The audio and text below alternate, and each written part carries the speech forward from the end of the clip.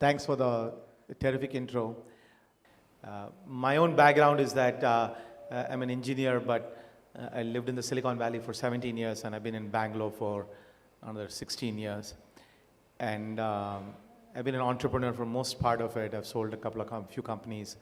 And in Bangalore, I started a venture fund, and then I went back and started a fintech startup. And now I'm privileged to be working with Sujit and with Joe's and with the Beckon Foundation, FIDE Foundation to talk about Beckon. So what I see is something very interesting. And we were just in Europe. We spent a week going to multiple cities, talking to the people there. We spoke to the cab drivers. We spoke to the people in the government. We spoke to a few entrepreneurs as well. So what I think is there's something interesting happening. One thing I've learned is that as an entrepreneur, when something new and exciting is going on, you want to put your radar up and keep an eye out, because these things don't happen all the time. They happen, the last big one was in 2007, 2008, when the smartphones came and the whole app ecosystem took off and the cloud ecosystem took off at the same time. So right now we are witnessing something like that. So one of the things that is going on is, of course, large language models and ChatGPT. But there is another trend going on, and that Jan referred to with the Silicon Valley Bank, and I've been watching it very closely. One of my companies had $50 million in the bank account, so we all spent a lot of sleepless nights before the government decided to get it out.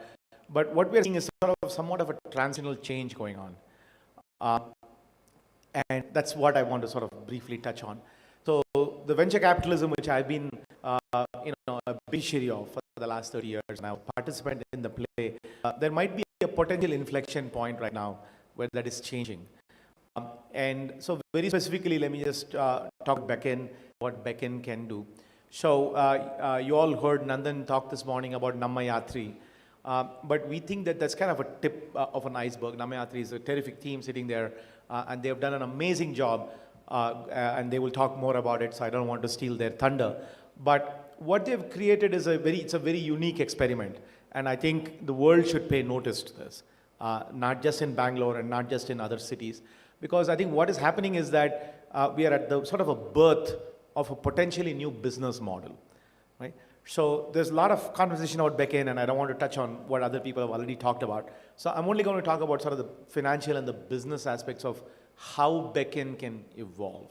So that's going to be for the rest of my conversation.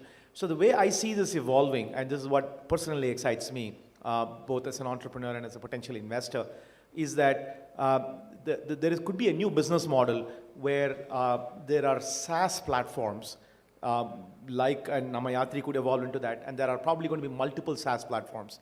So in my view, for SaaS, for those of you who might not be familiar with the term, it's software as a service, right? So almost every enterprise company has changed themselves into essentially sort of renting software. That's what has happened. And the evolution we are seeing potentially with Beckon is that we could see a birth of multiple software as a service platforms, which are all based on open protocols and open networks like Beckon, that do different things. So for example, ride hailing and taxis are one. And what a company could do is to create a platform built on open source, open protocol, which offers a service to any cab aggregator in any city in the world. It could be tier 1 city, tier 2 city, tier 3 city. And there could be a local business. So I want to call it a SaaS model and a local business model, right? So the local city could be in Eger, in Czech Republic, or in Nuremberg, or it could be in Brussels, it could be in Bangalore. There's actually a very real example of an entrepreneur, a company called Rido. Maybe if Vinay is around, maybe you can stand up.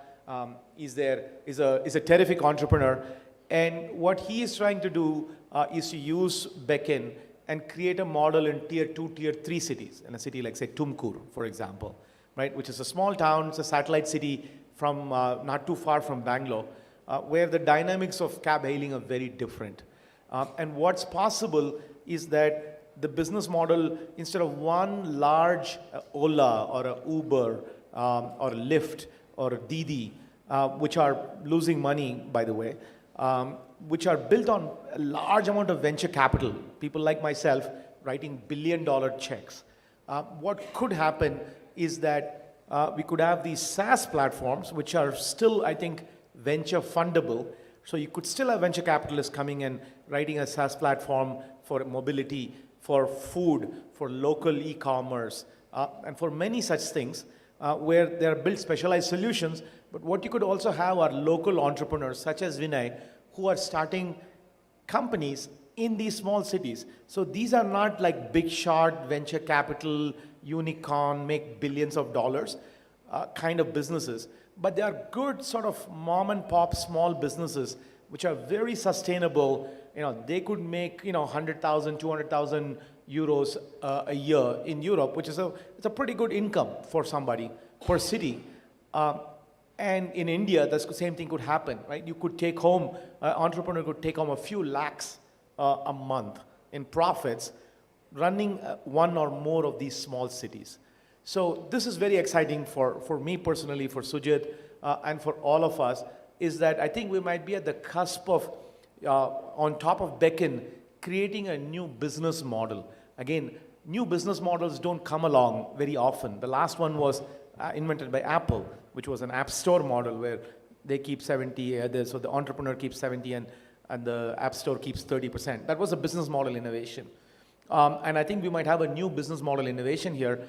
But the beauty of this one is it's a lot more sustainable, it's a lot more local, and regulation-wise, there is not somebody sitting in San Francisco or in New York or in Bangalore or anywhere else telling somebody in Europe or in India or in Africa how they should regulate themselves. Honestly, the people in the city locally ought to be able to regulate themselves. So when we went and talked about this in Europe, we had a tremendous reception, especially with the local government, because they're all struggling with this. And they would love to sort of self-regulate at a local level. So part of our objective is to sort of nurture this. This is not easy. Business models are not very easy to invent. But we think we could be at a beginning of something very exciting that is built on top of Beacon and the open protocol. So let me pause here. If there are any questions, I'm happy to take any questions. If not, I can come back to it. Yeah, sorry. I would like to connect with the prior two practices before mentioned. These entrepreneurs have to take advantage. Firstly, creating the awareness among them about this opportunity. What's your game plan to make it outreach? It's an excellent question. We don't have an answer, but we need to do that. Literally, we are at the almost day zero of all of this. And our goal right now is to stand up one or two cities and make it work, right? So we want to showcase something, right? We're all talking about Namma Yatri because a few people here decided, in this room, decided to take the risk and they've spent 2 years tinkering, tweaking, and getting to this point of where we are seeing what it is, right? So these things take an evolution, but it's always interesting when you see it in action rather than sort of a theory. So we think it's possible. I'm hoping that in the next ICT forum, we'll be able to come and showcase this, and then we will, broadcast this, or a lot sooner than that, hopefully. We don't have to wait for 1 year for this, but that's our hope. Sorry. One suggestion could be to use the network of education institutions as well as the entrepreneurship bodies like the chambers, the local entrepreneur bodies, and kind of things. Whatever even social organizations for that matter, like Rotary or Lions, etc., which are very well connected to the society, and that's where If you can be faster. Absolutely. No, I think it's an excellent idea. I think once we prove the economics of it, again, our goal in this is, again, coming from the world of business and money, the goal is somebody should make money and self-sustain, right? Otherwise, somebody is subsidizing it, and subsidies don't work in the long term in a private enterprise like this. So once we get the economics model right, then I think literally every town and every city should have its own Ola, Uber. Every town, city should have its own Zomato and Swiggy as well, right? And a number of other things that Dr. Pramod Verma talked about earlier in the day. So are there any questions over there? Could someone bring the mic over? Just saying 2 more questions then, and then we close that round. Just introduce yourself, 1 word, who you are, and then the question. And I love questions, not statements. Sure. My Thank name you. is Raghavendra. So I'm the founder of Towner. We are also introducing B2B SaaS tech platform in mobility solutions. We already validated our idea with 18,000 viewers in 2020 itself. So you guys also supporting for other startups who are already interested in mobility. Absolutely. Similar kind of product. Yeah, please come and talk to me afterwards. Yeah, more the merrier. Excellent. 1 more question. All right. Thanks, Bala, for this perspective. It's good to see venture capitalists moving into that space. It's great to have you. Right. So there's a shift. There's a shift. There's a signal. And we should really take that signal for serious.